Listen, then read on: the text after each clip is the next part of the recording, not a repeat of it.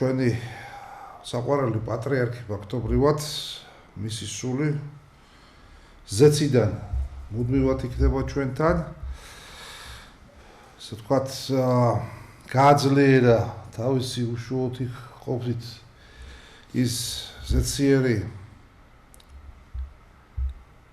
წმინდა ჩვენი მღვდელმთავრების დასი, თუ შეიძლება ასე ითქვას, არ ვიცი, მომავალ ზესინოდი. სიტყვა არ იყოფა მისი უწმინდესობის ამაკს, რაც მან გასწია ამ პერიოდში ამ საქმეში. ეს გახლავთ ძველი ტაძრების, ქართული ტაძრების აღდგენა და ახლების ზოგიერთი ახლის მშენებლობაც და ეს ამ პერიოდში მისი ლოცვა კურთხევით, ღვთის შეწევნით მოხერხდა, იმდენად მოხერხდა, რომ აი მე-11 ტაძრის საძირკველი არის უკვე ჩაყრილი ჩვენი დედა ეკლესიის სახელით ამ ტერიტორიაზე. უშუალოდ მისი უწმინდესობის ლოცვა კურთხევით, აი როგორც იტყვიან თითო აგურის დადებითო, აი ასე სწორედ მისი ყოველ წამს საქმის კურსში რომ იყო, აი ასეთი ამბით ხდებოდა, მისი სულიერი მფარველობის ქვეშ ხდებოდა ეს. მე და მევალა ცოდვილს შესრულება ამ საქმეებისა და ადგილობრივი მოსახლეობის თანადგომით ყველაზე მეტად ის გვიმედება და უფალი ამაში გვამხნევებს მისი უწმინდესობას არაერთხელ უთქვამს ეს ჩემთვის პირადად, რომ ეს ტაძრების მშენებლობა იმის ნიშანია, რომ მშვიდობა იქნება, აუცილებლად დამყარდება. მეტყვი ხელშემშლელი ფაქტორებიც არსებობდა ალბათ, ხო? რა იყო ის მთავარი ხელშემშლელი ფაქტორები, თუ შეიძლება ამაზე საუბარი? ის რამაც დაგვაშორა ერთმანეთს ეს მე საერთოდ ორივე მხარეზე არ მაქვს მნიშვნელობა, არ აქვს ჩემთვის ამას მნიშვნელობა, ენგური ვერ გაყოფს ჩემს სამშობლოს და არც გაუყვია არასოდეს საქართველოს ამ დინარეს ასე ვთქვათ და იგივე ფაქტორები რამაც დაგვაშორა ერთმანეთს დროებით ღვთის იმედი მაქვს აი იგივე ფაქტორებმა სეპარატისტულმა განწყობებმა იმან რომ ეკლესიას როგორც განიხილავს დღესაც ზოგიერთი ადამიანი როგორც პოლიტიკას რასაც ერთია ტერიტორია ერთია ქვეყანა და ამას აღიარებს ყველა სულიერი მნიშვნელობით და ზეგავლენით ქართული ეკლესიის იმ ტერიტორიებზე, როდესაც აი დღესაც გათხრები მიმდინარეობს სოხუმის სანაპიროზე და სადაც კი რამე გამოჩნდება, ყველაფერზე ქართული წარწერები არის აბსოლუტურად და რა თქმა უნდა ეს სამართლიანობა უნდა აღდგეს და რაც მთავარია, ყველამ უნდა იგრძნოს, რომ ეს მშვიდობისკენ მიმართული რამ არის, არა იარაღით და არა იმ ლოზუნგებით, რაც ვიცით ხო დაუშვა. არქეოლოგიური გათხრები, რომელიც საფრანგეთის ტერიტორიაზე მიმდინარეობს. აი მე მაინტერესებს, რამდენად არის შესაძლებელი თქვენი აზრით, რომ იმ ადამიანებს, ვინც ამ გათხრებს აწარმოებს, აი ამ არქეოლოგიურ გათხრებს საფრანგეთის ტერიტორიაზე, რომ მათთან კომუნიკაცია დამყარდეს. აქედან აუცილებლად უნდა წავიდეს წინადადება, აუცილებლად უნდა რომ აი შეთავაზება. მე რა რომ უარს გვეტყვიან, მე რა რომ ერთხელ, ორჯერ, სამჯერ, მაგრამ როცა ხშირად აკაკუნებ ხოლმე, რომელიმე კარი გაგეღება ხოლმე. 2008 წლის მერე, აი ამდენი წელია უკვე, 18 წელი, თითქმის ხდია 18 წელი, რაც შემოვლით და ასე ვთქვათ, პარტიზანულად მიხდება შესვლა. კაცობრიობის ისტორია ომების ისტორია. ეხლა რაც ხდება ეს უზარმაზარი საშინელებები, ერთი ომი, მეორე ომი, მესამე მზად არის. არ ვიცი, მე ვიტყოდი, რომ ადამიანებს მეტი სიყვარული, მეტი რწმენა, მეტი ერთი მეორის მიმართ პატივისცემა გუმართებს. აღნიშნო განსაკუთრებული როლი მისი უწმინდესობის მეცნიერების და რელიგიის დაახლოვებაში რა. აი მუშაობდა ადამიანი მის ქადაგებებში, ეპისტოლეებში ეს იყო. იმდენად ჩემზე პირადად ზეგავლენა იქონია, რომ მე ჩემი პირველი სადისერტაციო ნაშრომი ფსიქოლოგიაში უწმინდეს მიუძღვენი რა.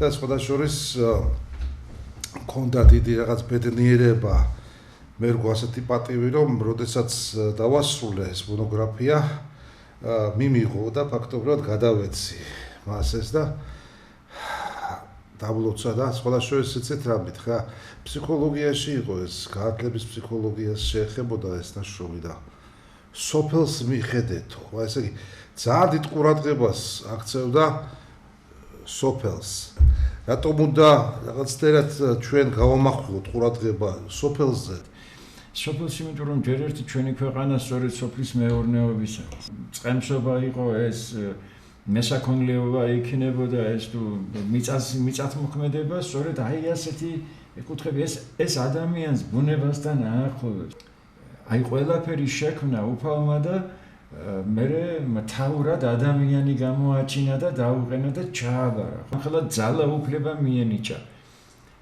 სხვა საკითხია ჩვენ როგორ ვიყენებთ ამას და სოფელში აღორძიდება ტაძარი ხო ეს ხო ფაქტობრივად რაღაცნაირად არის რეანიმაცია ახალი სიცოცხლის ფაქტობრივად დაწყება ხო როდესაც ეკლესია შენდება როდესაც აი ეს სწორედ იმისთვის არის რომ ხალხი დაბრუნდეს და ხალხი ადგილზე რაღაცნაირად იყოს ის აბრუნებს ეს მადლი უხილავად ქმედობს და ხილულ საქმეებს განახორციელებს. Ჩვენი სატელევიზიო გადაცემების მეშვეობით შეიძლება ამ ტელეხიდების მოწყობა როგორ ფიქრობთ თქვენ და მსჯელობა რაღაც საკითხებზე?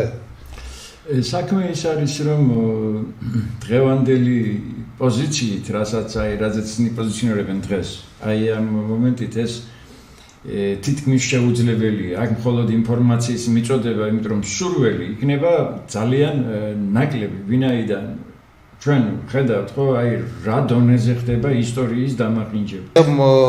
საეკლესიო დიპლომატიის ეგრეთ წოდებული რა, აი საეკლესიო დიპლომატია.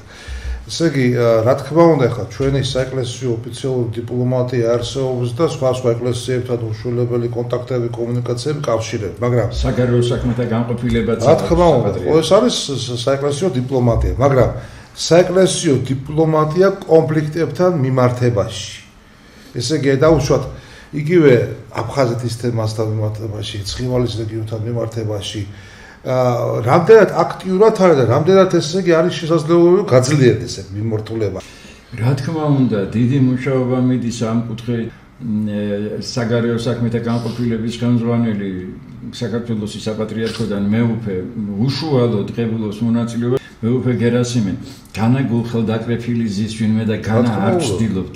მაგრამ როდესაც საქმე გაქვს ისევ მართლმადიდებლურ ქვეყანასთან, როდესაც ხდება შენი ისტორიის აი ესეთი დამახინჯება და უბრალოდ რაც შეგვიძლია იმას ყველა ვაკეთებ. ის მადლი და წყალობა რო არ იყოს მისი უწმინდესობის ლოცვა-კურთხევა რო არ ყოფილიყო, აი ასეთ პერიოდში ვინც იტყვის რომ ის ტაძრები მეავაშენე და მე რაღაც გავაკეთეო, ის არ იქნება მართალი. მთელი ჩვენ ეკლესიის მრევლი ჩვენ თქვათ ვართ ჭირისუფლები დღეს და მშვიდობაზე საათსა საუბარი თუ ჩვენი უწმინდესობის ღვაწლი სხვა სფეროში არის დიდი ხო მშვიდობის მშენებლობის საბავში განსაკუთრებით მნიშვნელოვანი არის რა შეიძლება ბევრი რაღაცები ქართულ ეკლესიას ვერ შეაჩერა მაგრამ რო არ ყოფილიყო ქართულ ეკლესია საერთოდ იარსებოდა თუ არ იარსებოდა ეს ქვეყანა ეგეც ხომ ფაქტია. თქოს ისეთი ის ხონდა შტაბ-ეძილება რა, აი ნაჩვევ რაღაც ადგილზე რო გეგულება რაღაც აი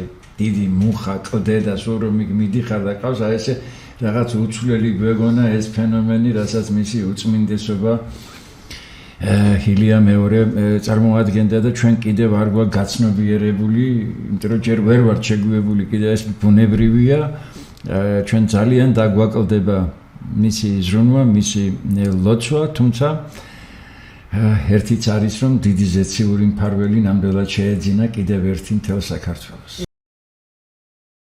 საზოგადოება არ არის საკმარისად ინფორმირებული, არ არის განათლებული იმ დონემდე, რომ იცოდნენ მათი უფლებები, რა შეუძლიათ მოითხოვ. ჩვენი სათვისტომოს, ჩვენი როგორც ადვოკატების ფუნქციაც ესა რომ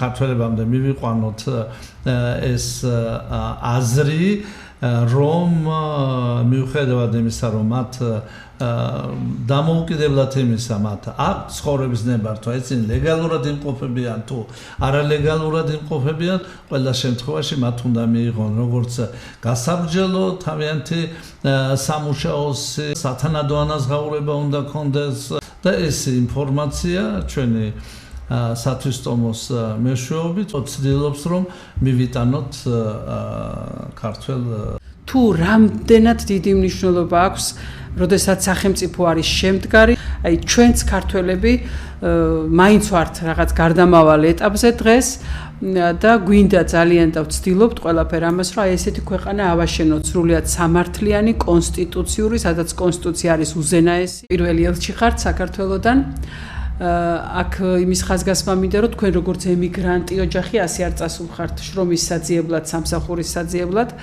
რამდენად შეიცვალა დღევანდელი ემიგრანტი და მაშინდელი ქართველი როცა თქვენ პირველად ჩაბრძანდით იტალიაში პირველად ჩავედი 86 წელს 40 წელი სრულდება ეს იყო საბჭოთა კავშირის მეცნიერებათა აკადემიის გაცვლითი პროგრამა იყო ისე რომ 40 წლის წინ ვიყავით 2-3 ოჯახი სულ ძალიან ცოტა ხალხი ვიყავით ძალიან მეგობრულად რაც უფრო გაიზარდა რაოდენობა ერთობაც შეიცვალა ძალიან ბევრია იტალიაში ქართველი ემიგრანტი ძალიან ბევრია საზოგადოება უკვე ჩამოყალიბდა თავისი როგორც დადებითი ასევე უარყოფითი ხარით სამწუხაროდ ქიშპობა ერთმანეთის მოტყუება გამოძალვა ასეთი შემთხვევებიც ბევრი არიან ესეთი ერები, რომლებიც განსაკუთრებულად შემჭიდროებულები არიან და ერთმანეთთან გატანის უფრო დიდი კოეფიციენტი აქვს დავუშვათ ვიდრე ჩვენ. მიუხედავად იმ სირთულეებისა, რაც არსებობს და ამას გვერდს ვერ აუვლით, თვლით თუ არა რომ ჩვენ ვითარდებით უკეთესობისკენ. სიტუაცია რთულდება. რასაკვირველია პროგრესი არის ბევრ რამეში შეიძლება ვიღაცა შემედაოს მაგრამ მე მაგალითად თბილისში მე არ ვიცი სულ პერიფერიებში რა ხდება თბილისის მაგალითზე გეტყვით რომ ტრანსპორტის საკითხი მე მიმაჩნია რომ წინ არის წასული ყველა გააზრებულ მოქალაქეს აწუხებს ვინც იცის თუ რა დგას ამ ყველაფრის უკან ეს მშენებლობები არის აბსოლუტურად გაუმართლებელი არასწორად ხდება ეს ახალი მშენებლობა არასწორად ხდება ქვეყნის განვითარება ანუ ის სიძველე ის სახე ის იდენტურობა რაც აქვს თბილისს აბსოლუტურად დარღვეული საარჩევნო ცვლილებასთან დაკავშირებით. ფაქტიურად ამ კანონით ემიგრაცია ხდება იძულებული, რომ ჩამოვიდეს ქვეყანაში და მიიღოს არჩევნებში მონაწილეობა. ეს რა თქმა უნდა იქნება შეუძლებელი. აი როგორ უყურებთ თქვენ ამ კანონს? რამდენად გამართლებულია ეს პოზიცია, რომ გამოგიტყდებით? ფიქრობ, რომ უფლება წაართვეს ემიგრაციას? არა, უფლება არ აქვს წართმეული. წართმეული არ აქვს, მაგრამ შეზღუდული არის. რასაკვირველია, შეზღუდული არის. ეხლა უკეთესი იყო იმ ქალაქში მიხვიდე და ხმამისზე გამოიყენო შენი კონსტიტუციური უფლება და ხმამისზე და აირჩიო. თუმცა იყო არჩეული ამის უფლება არ ქონდა და ამ საკითხზე გვინდოდა რომ ჩვენ ყურადღება გაგვემახვილებია და ამ დროს აღმოჩნდა რომ თურმე არა შენ უცხოეთში ვერ მიცემ ხმას უნდა ჩახვიდე აუცილებლად საქართველოში ამან გამოიწვია გამოგიტყდებით საოცრად უარყოფითი რეაქცია ყველა ჯურის ემიგრანტში დამოუკიდებლად სქესისა, დამოუკიდებლად სიმპათიებისა და ანტიპათიებისა ყველას გაუჩნდა ესეთი წინააღმდეგობა რის გამოც ეს საკითხი კარგად გავიარეთ ჩვენს ადვოკატებთან ერთად, მაგრამ მე დავინახე იმ ორგანოებიდან, ვინც პასუხისმგებელია ამ განცხადებაზე, ვისთანაც შეიძლება საუბარი, ვისთანაც შეიძლება ამ საკითხის განხილვა ეს მხარე დაინტერესებულია ჩვენთან დიალოგისთვის. მე ვიმედოვნებ რომ საქართველოს შესაბამისი ორგანოები გააგრძელებენ ჩვენთან დიალოგს და ხომ არ ფიქრობთ რომ მიზეზი მხოლოდ ის არის რომ ემიგრაციიდან მოსული ხმების ალბათ დიდი უმეტესობა არ იქნება მხარდამჭერი ხელისუფლები. გადამწყვეტი ხმები მაინც საქართველოსია და თბილისზეა. არის რაღაც ნაბიჯები ჩვენი ქვეყნის პოლიტიკაში, როდესაც გაუმართლებელია ერთი კონკრეტული მშენებლობა, პატარა ქალაქი შენდება ქრწანისის ტერიტორიაზე, რომელიც საუბარია რომ არის არაბული ინვესტიცია, შესაბამისად ყიდველებიც უნდა იყვნენ იქნებიან სავარაუდოდ არაბები. შეიძლება ეს კარგიც იყოს, მაგრამ აი ამისი სრული განმარტება ყველაფერი არის დახურული. ვთვლი რომ ერთ-ერთი პირველი რაც უნდა შეიცვალოს, უნდა იყოს რეფერენდუმის ფუნქცია უნდა დაბრუნდეს ქვეყანაში, საზოგადოებას უნდა მიეცეს იმისი არჩევანი ფუნდამენტალური საკითხების კი, როგორიც არის ახლა ჩვენი მიწაწყალი ხო. ჩვენ ახლა ვეუბნებით სიმართლეს, ბუნებრივია.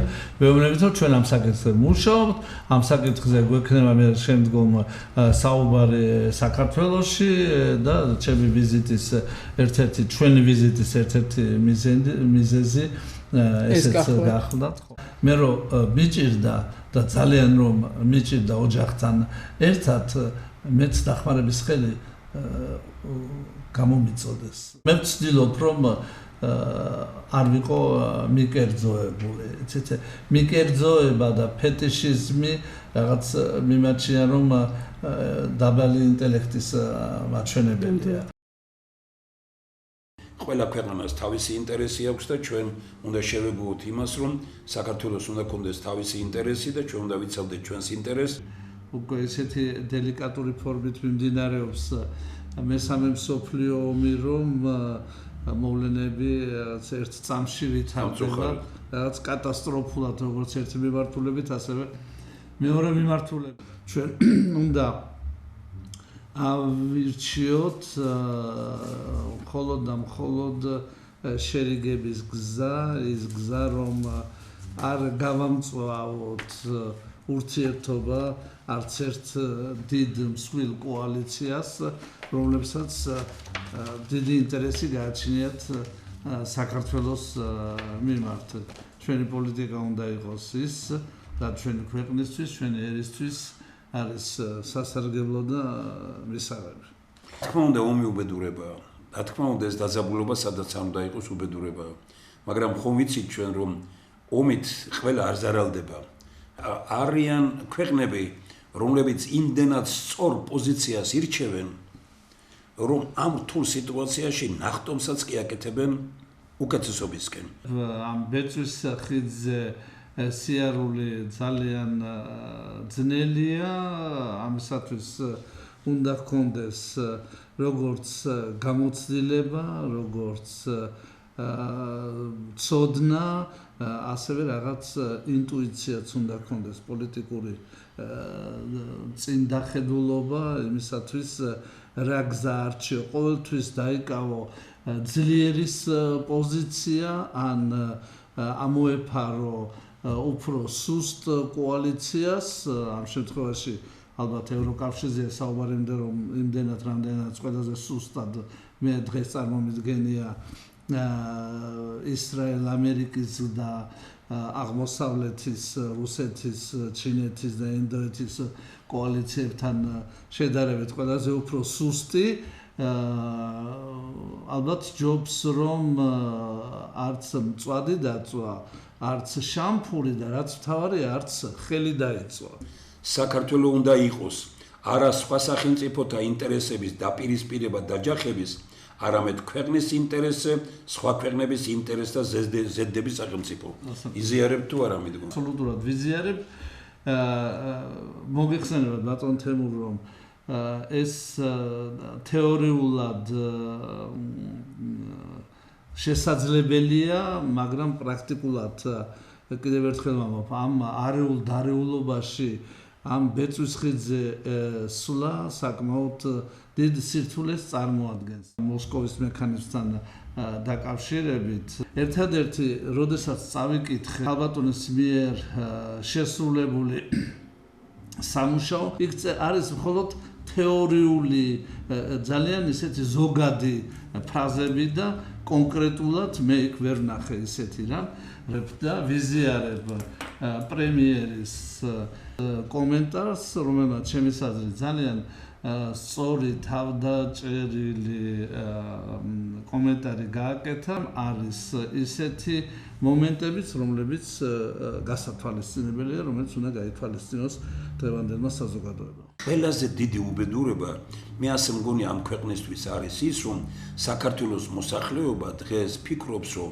გარეთ ინგრევა ყველაფერი და ამიტომ ჩვენ დღეს ასე რომ ცხოვრობთ, მადლობას ხელისუფლებას.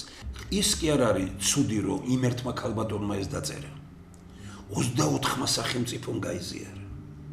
და დააკვირდით, ესე იგი, არც ერთ დოკუმენტს ეს მექანიზმი, რაც გამოიყენეს 12-ზე მეტი მხარდაჭერა არ ქონია დღემდე. აი, პრობლემა ის კი არ არის ქუჩაში რო დგას ხალხი. პრობლემა არის კითხვები, რომელიც მათ აქვს. ხელისუფლება იმ შემთხვევაში ხარ ძლიერი, როდესაც არ ძაბავ დაპირისპირებაში არ შედიხარ. ოპოზიციას აწყობს დაპირისპირებაში შესვლა. ეს მისი ინტრიგაა. ხელისუფლება სჭირდება ამ შემთხვევაში კავშირი ხალხთან. არ ვარ დაპირისპირების მომხრე და მე ვარ თანამშრომლობის ჰარმონიზაციის მომხრე. აი ყველა ლაპარაკობს, რომ დავიწყეთ დიალოგი და ისინი. ვის არ იწვევენ ამ დიალოგზე? არ იწვევენ მხოლოდ მეცნიერთა კონგრესს. მიხეილ სააკაშვილი არის ამ უბედურების სათავე იმიტომ, რომ ადამიანს რო ელაპარაკები დღეს გეუბნება არ მინდა ეს ხელისუფლება, მაგრამ აბა სააკაშვილი გინდა? აი ვიდრე, აი ეს არის ტრაგედია ამ ქვეყნის. აი ვიდრე საქართველოს მოსახლეობაში არის განწყობა ამისა, რომ ინგრევა ქვეყანა და ჩვენ მაინც ვინ არჩუნებთ რამეს ესეთი და მეორე, რომ არ გინდათ ბიძინა ავანიშვილი, აბა სააკაშვილი გინდათ? მე არც ერთი მინდა და არც მეორე, მე მინდა მომავლის საქართველო. არ უნდა შეგეშინდეს წასვლის და უნდა იბრძოლო მოსვლისთვის. ჩვენთან ეშინია წასვლის. ალბათ ეს უნდა გადაწყვიტოს საზოგადოებამ. ეს უნდა გადაწყვიტოს ამორჩეველმა და ბუნებრივია იმ ფონზე, რომ არ უნდა მოხდეს არავითარ შემთხვევაში გარანტია უნდა იყოს იმისა, რომ არჩევნების გაყალბება არ უნდა მოხდეს. აგაშენა მეგარი თავარი ამ კონა. მაგრამ მე ერთ საკითხზეც მინდა რომ ხაზი გაუსვა ბატონ თემურას. ეხლა როდესაც საუბარი ამ ეუთოს მოსკოვის მექანიზმზე, ხო? ამ მოსკოვის მექანიზმის მიზანი არ არის მხოლოდ აღმოჩენა, რეგისტრაცია დარღვევების. მისი ერთ-ერთ ფუნქციას ზუსტად დაპირისპირებული მხარეების შერიგება და მათთან საერთო ენის გამონახვის ფუნქციაც არის. რატომ მიიღეს ეს ქალბატონი? რატომ იყო მხოლოდ ერთი ექსპერტი? კანონის მიხედვით, წესის მიხედვით, პროცედურის მიხედვით უნდა იყოს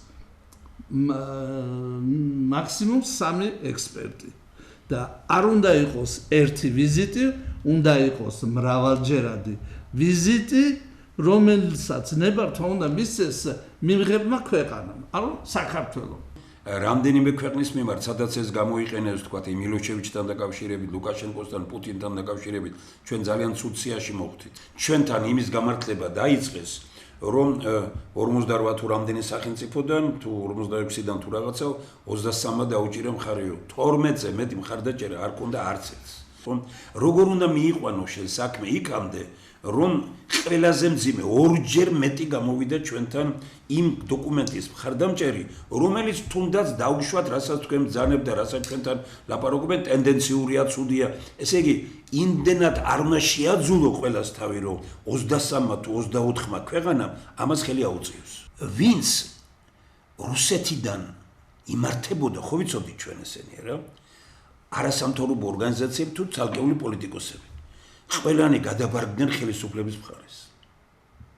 ცუდი ნიშანია ძალიან. გაგვაუბედურეს ამ ადამიანებმა, რომლებიც ან რუსეთიდან ფინანსდებიან, ან სოროსულ მასონური ძალებიდან ფინანსდებიან. მოგახსენეთ, რომ ამ ექსტრემალურ შეფასებებში და პოზიციებში ალბათ ჩვენი პრემიერ-მინისტრის განცხადება იყო ყველაზე გაწონასწორებული და ასეც უნდა იყოს.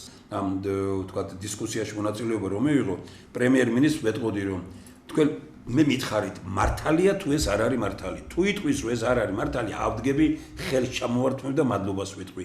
მაგრამ თუ იტყვის რომ ვერ გამცემს კონკრეტულ პასუხს, უნდა უთხრეთ საცხში. საქართველოს თანამშრომლობის მეგობრობის ხელშეკრულებებს აფორმებს მხოლოდ იმ ქვეყნებთან, რომლებიც აღიარებენ საქართველოს ტერიტორიულ მთლიანობას, პატივსცემენ ჩვენს ტრადიციებს, სუვერენიტეტსა და დამოუკიდებლობას.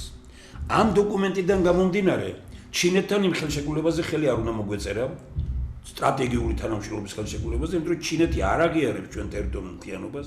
აი ხელისუფლებას ვეუბნებით, რომ აი ჩვენ ეს გავაკეთეთ, აი ეს არის საქართველო. გავაკეთეთ ინვენტარიზაცია. არავის არ გაუკეთებია დღემდე.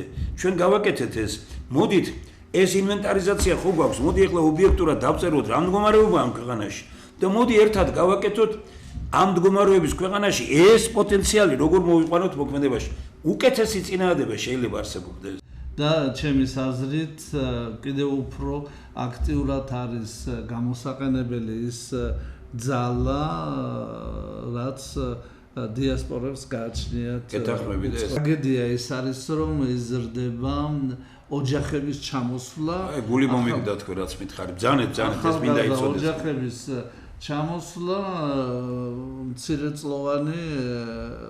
მცირეწლოვან ბავშვებთან ერთად. თქვენ მე მითხარით, რომ ევროპაში ფასები გაიზარდა, მაგრამ იტალიაში რა ფასებიც არის, ის უფრო ნაკლებია ვიდრე საქართველოში. სწორად ვამბობ. ძალიან ბევრ პროდუქტზე და არა მარტო პროდუქტზე ესე. სანამ ჩვენ არ დავიწყებთ ახლა და ამის პოტენცია არსებობს, მიწა გვაქვს. ეს არის სიგნია ამის. ხალი გვაქვს. კი ბატონო. უნდა გავამძლიოთ ტვინი პირველ რიგში, ხელი, რომ ასე სხვის შემხედვარე არ რა თქმა უნდა. ჩვენ ვფიქრობთ, რომ უნდა შეიქმნას საქართველოში ემიგრანტთა ოჯახების, უცხოეთში ემიგრანტთა უფლებების დაცვის საერთაშორისო ლიგა. ამ ასეთი ლიგის შექმნა ეს პრაქტიკულად არის საერთაშორისო პროკავშირები. ახალი სიტყვა იქნება სოფლიო ესეთი მიმართულებითაც, იმიტომ რომ ასეთი რამ არსად შექმნილი არ არის. ვითხარით, ვის გარეშე ვერ წარმოგიდგენიათ საქართველოს პარლამენტი, საქართველოს ხელისუფლება. ეს ორ გვერდზეა, ეს დაახლოებით 1 წლის წინ დარიგდა საქართველოში 100,000 ცალი. და ძალიან ბევრმა მოგწერა თავისი კანდიდატურები. მიხარია რომ თქვენ ამ შემადგენლობაშიც მოხვდით, ანუ საზოგადოებრივი პარლამენტი 150 კაცის შემადგენლობით იქნება, 150-200 კაცი. დასახელებულია 2000-მდე სხვადასხვა პიროვნება, მაგრამ ეხა ერთხელ დასახელება არ არის საკმარისი, ნუ იქ რაღაც თავისი კრიტერიუმებია. და კიდევ ვაგზელებთ ჩვენ ამ მუშაობას. შესაძლებელია რომ 26 მაისს რაღაც შეხვედრა ამ საზოგადოებრივი პარლამენტის შედგეს. ასეთი პარლამენტი რომ შეიქმნას, ეს წინააღმდება საქართველოს კათოლიკოს პატრიარქს ეკუთვნის, რომელმაც ორი რამ თქვა. ერთი რომ პირველი იყო და აი თქვენ აი ეროვნულ სახელმწიფოებრივი დოქტრინა, სადაც არის იქ არის ბატონი ჯუმბერ კოპალიანის წერილი, სახელმწიფო კაცების საკრებულო, ეს პირდაპირ პატრიარქის წინააღმდება და იგივე ვთქვათ ეს საზოგადოებრივი პარლამენტი და რაც ყველაზე მთავარია, ამ ქვეყანას ჭირდება სოლიდარული პასუხისმგებლობა მომავლის საქართველოსათვის. სწორი მიდგომაა? აბსოლუტურად გეთანხმებით. ეს იქნება უბრალოდ მეცნიერულად გაანალიზებული და მეცნიერების მიერ გამოტანილი დასკვნა ის რაც ჩვენი ქვეყნისთვის და ჩვენი ერისთვის საუკეთესო იქნება. საქართველოში უნდა დამთავრდეს ერთპიროვნული და ანონიმური მმართველობა და უნდა დაიწყოს სოლიდარული მმართველობა ქვეყნის მომავლისათვის. ამაზე პასუხს უნდა ვაგებდეთ ყველანი. ძალიან იმოქმედა ჩვენზე უარყოფითად გადაწყვეტილება იმის შესახებ, რომ უცხოეთში მყოფი საქართველოს მოქალაქეები უცხოეთში ვერ მიიღებენ მონაწილეობას არჩევნებში. დამისახელეთ რომელიმე ქვეყანა, სადაც თავის ამორჩეველს ქვეყანა ეუბნება, რომ თუ გინდა რომ მონაწილეობა მიიღო კონსტიტუციით მინიჭებული უფლების რეალიზაციაში, შენ უნდა ჩამოხვიდე საქართველოს. უნდა ჩამოვიდე, მაშინ ამინაზღაურს და როდესაც ხდება ასეთი ექსტრემალური გადაწყვეტილების მიღება, იქ ცოტა დიასპორის წარმომადგენლების კვალიფიციური აზრით გაითვალისწინებს. ხო, იცით, მე არ მგონია რომ ეს უნდობლობის გამო მოხდა ამ ნაბიჯის გადადგმა და ამ დასკვნის გაკეთება. ხედავ რა იმის საფუძველს, რომ ასეთი გადაწყვეტილება მიღებული იყო საქართველოში. ეკონომიკური მეთქები. შეიძლება განსაზღვრელი იყო ეკონომიკური. ევროპის ქვეყნებს თითქმის ყველას 1/13 თუ არა ძალიან დიდი ნაწილი ქვეყნის გარეთ ყავს არჩეული თავის პარლამენტში. ჩვენ პრაქტიკულად ადამიანის ფუნდამენტური უფლება არის ორი. ერთი შენ აგირჩიონ და შენ აირჩიო და შენ აგირჩიო. ესე იგი იმის უფლებაც წავართვით რომ არათუ ავირჩიოთ, არამედ მან რო აირჩიოს. 2 მილიონი ადამიანია ქვეყნის გარეთ. 1 მილიონი მაინც ამის ორგანიზაცია როგორ მოხდება? როგორ უნდა ჩამოვიდეს 1 მილიონი ადამიანი? ეგ გამორიცხულია.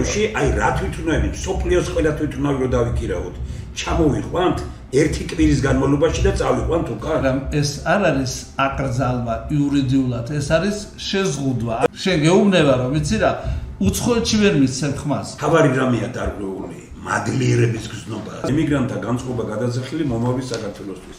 აქ რა გვიწერია ჩვენ, რომ ესე იგი მიგრანტებს უნდა დაგვიბრუნდეს სამოქალაქო უფლებები, სრულფარგლოვანი მოქალაქის შეგრძნება, შელახული ღირსება. ჩვენ არა მხოლოდ ამ არჩევნებში უნდა მივიღოთ მონაწილეობა, რომელთა კონსტიტუციით თითქმის გარანტირებული ქონდა, არამედ ევროპული ქვეყნების დარად უნდა მოგვეცეს უფლება მაჟორიტარი დეპუტატები ავირჩიოთ იმავე წესით, რა წესითაც ისინი ირჩევიან სამშობლოში. თუმცა ამის იმედი ნაკლებად გვექნება, მაგრამ ხო სწორი მიდგომაა რა. საქართველოს პრეზიდენტი უნდა იყოს გარანტი იმის, რომ უცხოეთში საქართველოს მოქალაქეებს ჰქონდეთ იგივე უფლებები იმ ქვეყანაში, რა უფლებებიც იმ ქვეყნის მოქალაქეებს გააჩნიათ საქართველოში.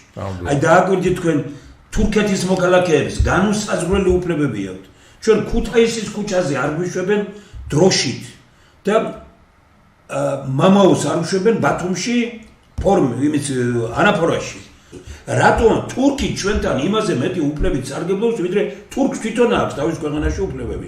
410 წელი ქართველების გენოციდი ჩასახლების, ირანში ჩასახლების 410 წელი პრაქტიკულად გენოციდი მოგვიწევს. აქედან ესე იგი ცხრებივით გარეკეს ქართველები და ჩაიყვანეს იქეთ და ამის 410 წლის თავს აღნიშნავს საქართველოში ირანის საელჩო და ამას ესრება საგარეო საქმეთა მინისტრის მოადგილე, ამას ესრება სახელმწიფო დაცვის სამსახურის ხელმძღვანელი, მისი მონაწილეობა ჩუბინიძე პრაქტიკულად ნიშნავს ივანიშვილის მონაწილეობას. ეს ტარდება ყველაფერი პარაგრაფში.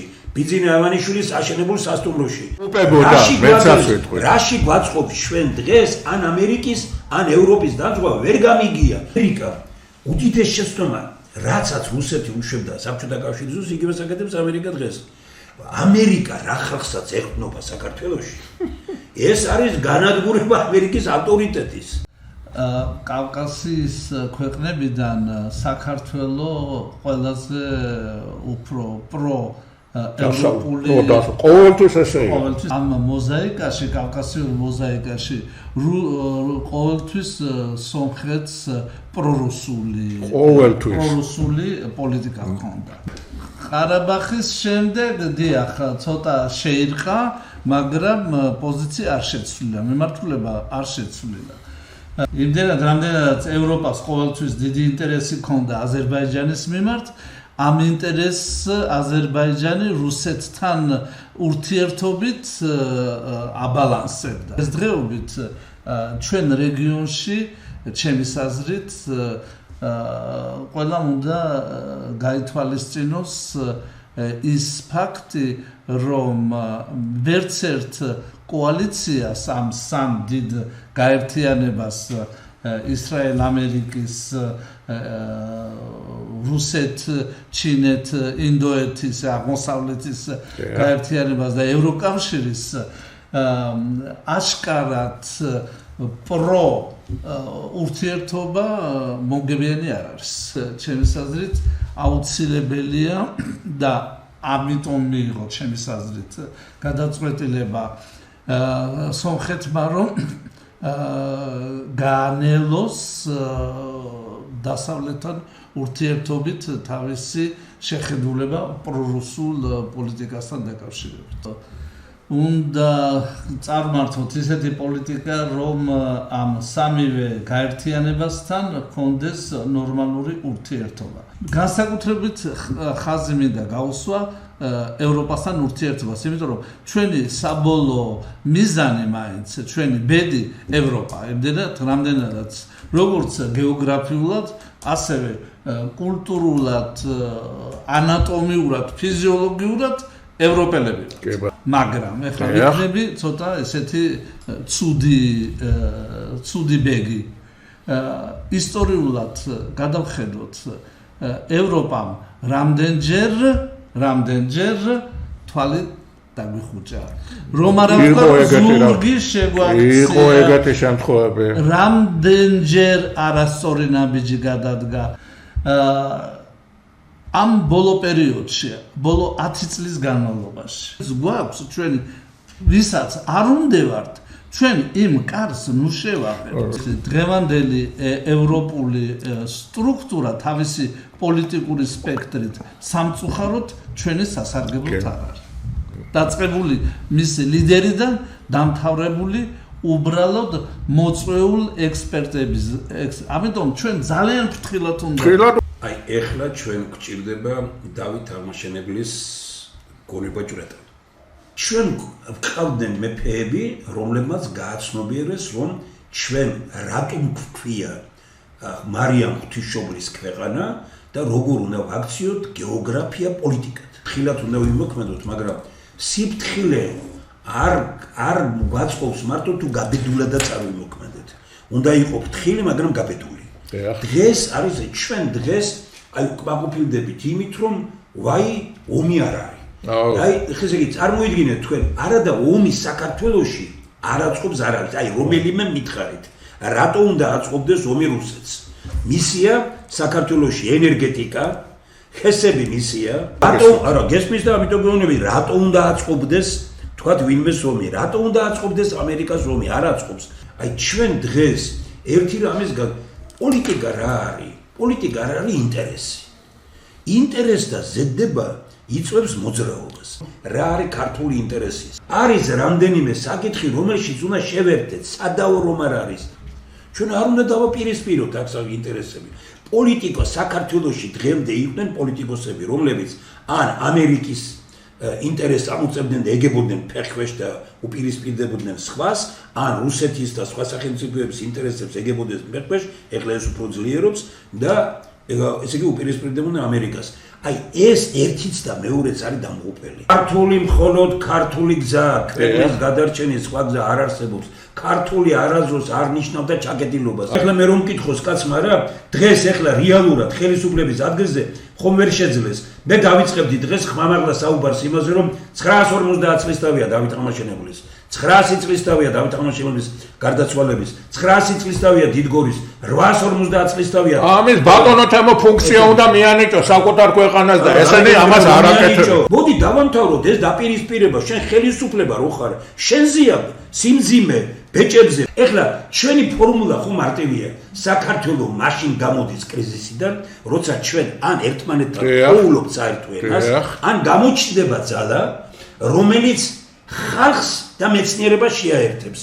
რევანშიზმით წინ წასული ქვეყანა არ არსებობს. ნება რაიმე მესამე აზრი.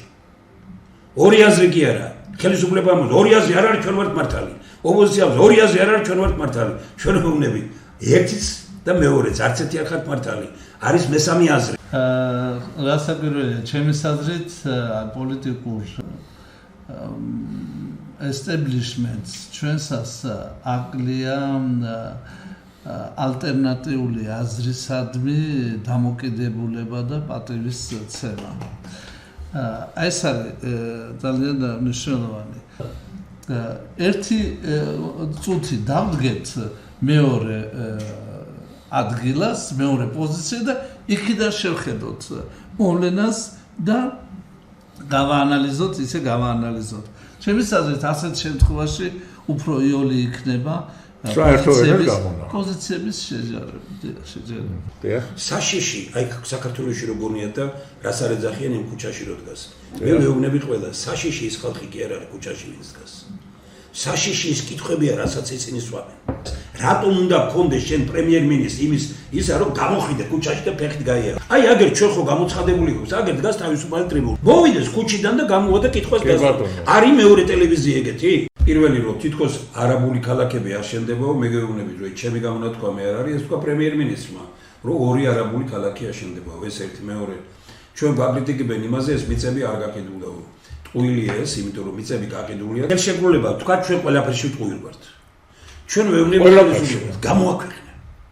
აი თუ დაუშვებდა იტალია, ან რომელიმე ევროპული ქვეყანა და თუ იმ ხელისუფლებას იმავე დღეს ვერ დაასრულებდნენ, რომელიც რომელიმე ქვეყანასთან არ არის მარტო არაბეთს ლაპარაკი. ხელს მოაწერდა იმას, რომ მიწებით შედის და ეს დოკუმენტი იქნებოდა გასაიდუმლოებული. პრაქტიკულად ჩვენ დღეს არ ვიცით ეს დოკუმენტი. ის რომ ახლა მე არ ვიცი, ეს დიდ იმას კატასტროფას არ წარმოადგენს და დიდ აუცილებლობას საზოგადოებისთვის, მაგრამ პარლამენტში ოპოზიცია არ არსებობს, არ იცის ოპოზიცია არ არის. არავინ არ იცის ეს დოკუმენტი. ნუ ესე იგი ეს დანაშაულია. ხელისუფალი რომელიც მოდის და ის შეგუებული არ არის, რომ უნდა წავიდეს მაქსიმუმ 10 წლის მერე. აი რომ შეეხრეწონ კიდევაც რეიგანი მახსოვს სულ რომ თქვა რომ აი ხლა რომ მივდიოდიო ჯერ 70 წლის იყო რომ აი ეს რომ მივდიოდიო პრეზიდენტობი და ინაუგურაცია რო შედგა რო დავჯექი მანქანაში ფიქრობდი რომ რა დროს მივდივარო მე რეიგანიო ახლა ყველაზე მეტის გაკეთება შემიძლიაო და მაშინ ვთქვიო რომ არა ეს არის ამერიკა და იმიტოა ძლიერი რომ აი უნდა წახვიდეო თუ შეგეძლო იმ 8 წელში უნდა გააკეთებიო კი მაგრამ 12 წელი ხარ 14 წელი ხარ 15 წელი ხარ იყავი და კიდე მეუბნები რომ 30 წელი კარგი რა როდესაც შენ ამერიკიდან მოგაქვს დემოკრატიის განვითარებისთვის მილიონები და თავიდანვე რომ წერია იმ დოკუმენტებში მე ამის მომხრება რა ხო გეუბნები ის იყო შეცდომა აი რომ დაადე ხელშეკრულება და ამერიკელებს უთხარი რომ ქვეყანაში დემოკრატიის განვითარებისთვის ფული მომეციო და იმათმა გითხრეს კი ბატონო მოგცეს უამრავი ფული არა მარტო ეს ხორბალი გამოგიგზავნეს ყველაფერი და გითხრეს იმ დოკუმენტებში ჩაგიწერეს რომ მონაცვლეობა ხელისუფლების არის ეს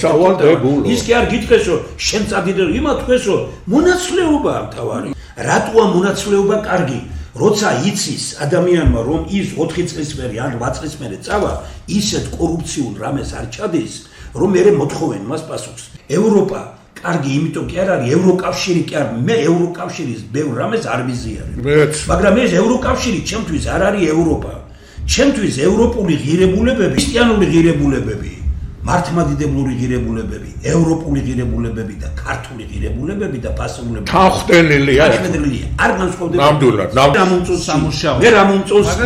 მე რა მომწონს თქვა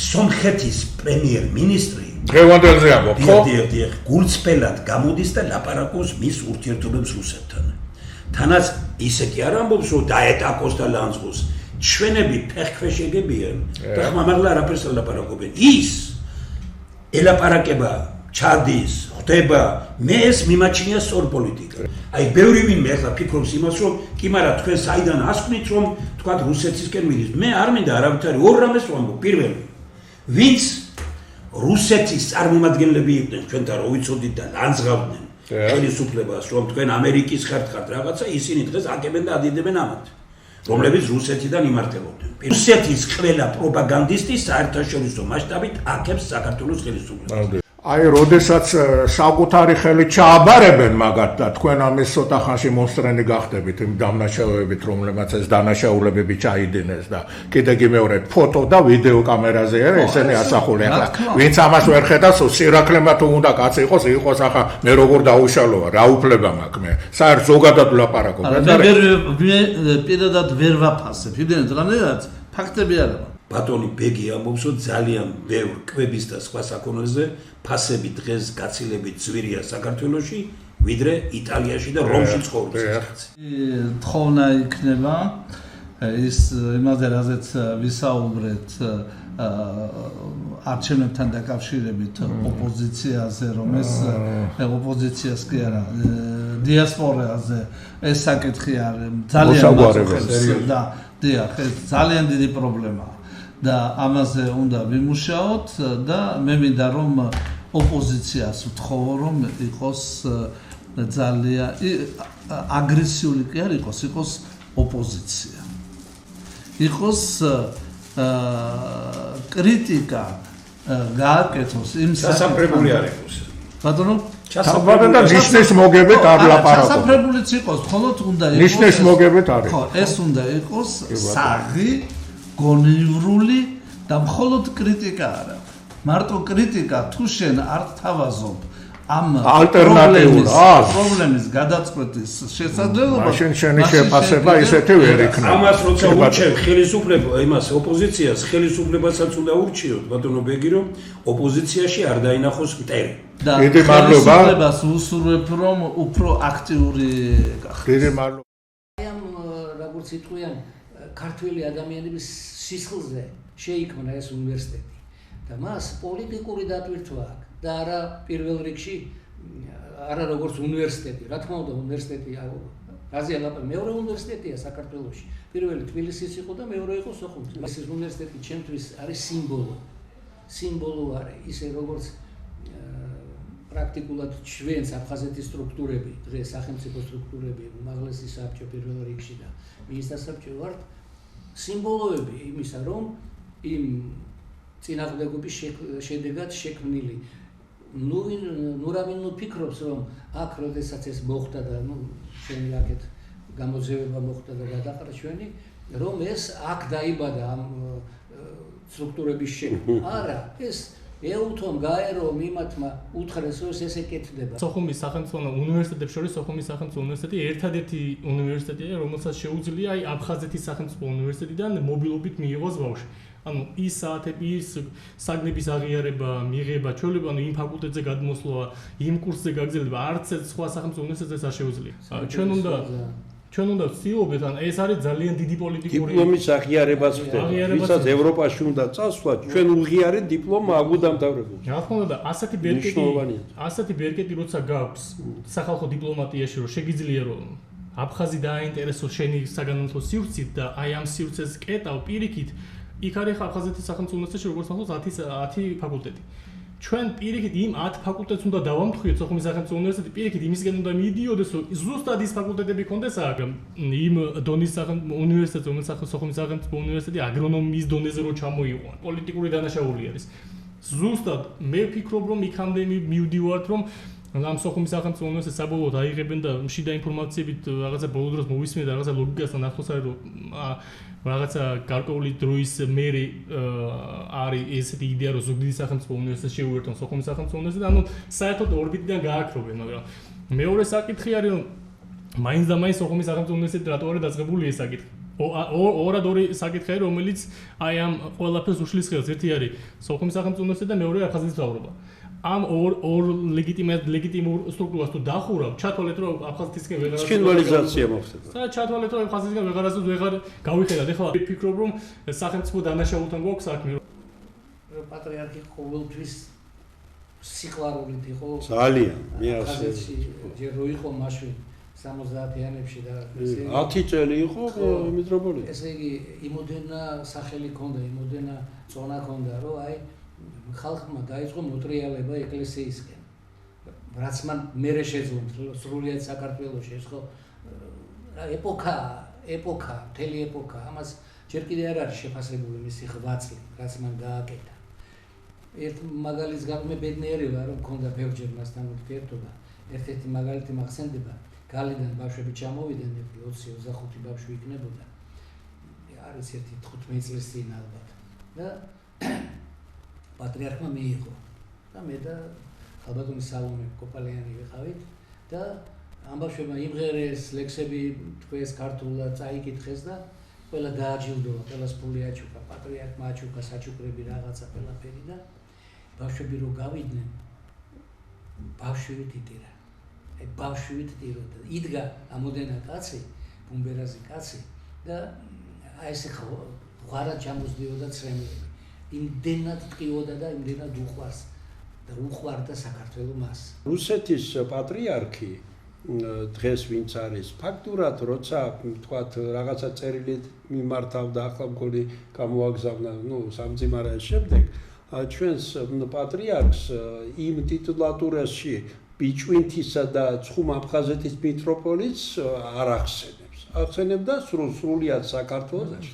თქვენ კარგად იცით რომ იქ ახლა არის ეგრეთ წოდებული ორი დამოუკიდებელი ეკლესია, ერთი ბატონი აპლია ვისარიონ, რომელიც პატრიარქის ხელდასმულია იქ როგორც ისა ღვდელი და მეორე რომელიც პირდაპირ მგონი მიდან დბარი რომელიც სოფლიო პატრიარქთან ხო ის ათონში არის რეზიდენცია ეს არის და რეალურად ახლა რუსეთი კი რა თქმა უნდა ცნობს საქართველოს ეკლესიის ესე იგი თქვათ უფლებას რომ სოუდან მათ შორის ხადია სოუდან ენგურამდე ამისის მაგრამ რატომ ხდება ეს რომ ესე იგი არ ახსენებენ ამას პატრიარქმა მე მგონი სწორად გააკეთა რომ მოგესწრებათ ადრე ცხუმ აფხაზეთის მიტროპოლიტი დიდებული ადამიანი მეუფე დანიელი იყო მაგრამ პატრიარქმა მგონი 17 წელი იყო თუ რომელიღაც წელს იყო აი ეს შეგნებოდა რადგანაც პატრიარქი იმდენი ძალა აქვს მთელი სოფლიოში ცნობილი რომ ამით ის ხაზს უსვამდა რომ აფხაზეთი და რა მნიშვნელობა ჰქონდა ამას და აი მომავალშიც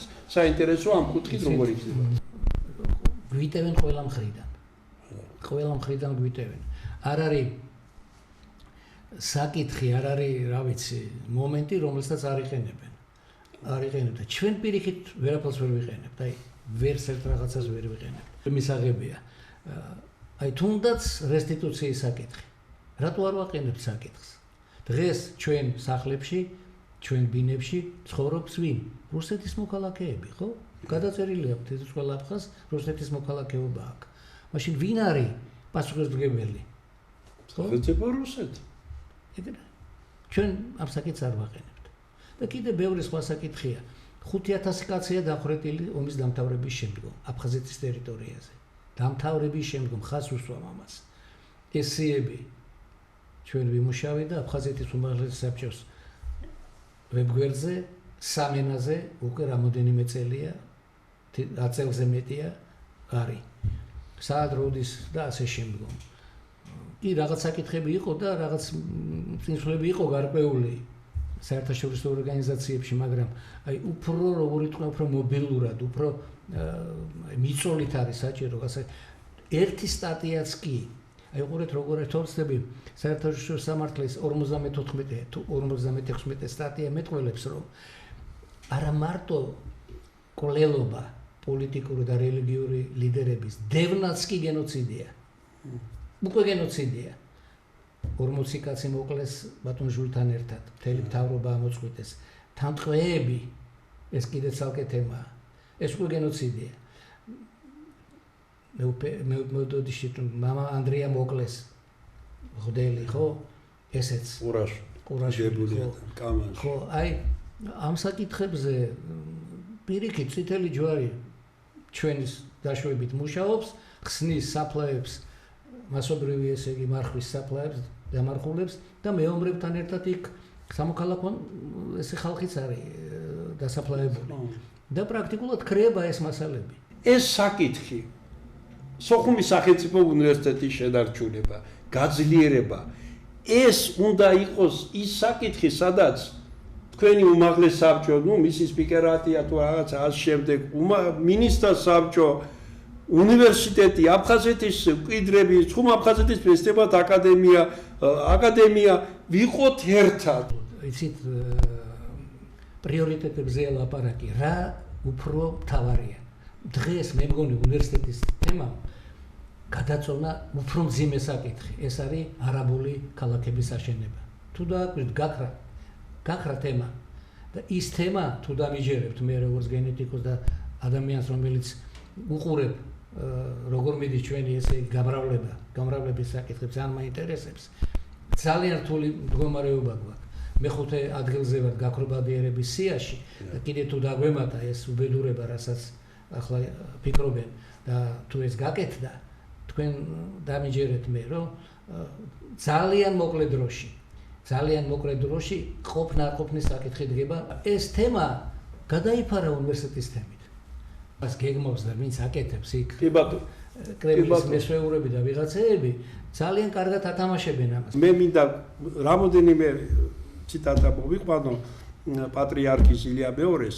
იბრძანებდა რომ აფხაზეთი იყო, არის და იქნება საქართველოს შემადგენლობაში, ასევე ცხინვალის რეგიონი სამაჩებლო არ დაგვიკარგავთ, ჩვენ ვიყავით იქ ვართ და ვიქნებით მუდამ. მეორე, მართალია ცხოვრება ხალმოკლეა, მაგრამ თუ მოინდომებ, სახელი შენი იქნება მარადიული. ამიტომ კიდევ ერთხელ მე ყველა აფხაზეთელს კოდორ დალეულებს, ენგურ დალეულებს. დიდებული სიტყვა, ჩვენ რომ მივდიოდით მოსკოვში, ახლა იქ ვსწავლობდი მე სხვები თბილისში რომ კოდორ დალეულები, ენგურ დალეულებს. ჩვენ იმ საკითხებში, რაც არის მნიშვნელოვანი, პრიორიტეტული, უნდა ვიყოთ ერთად.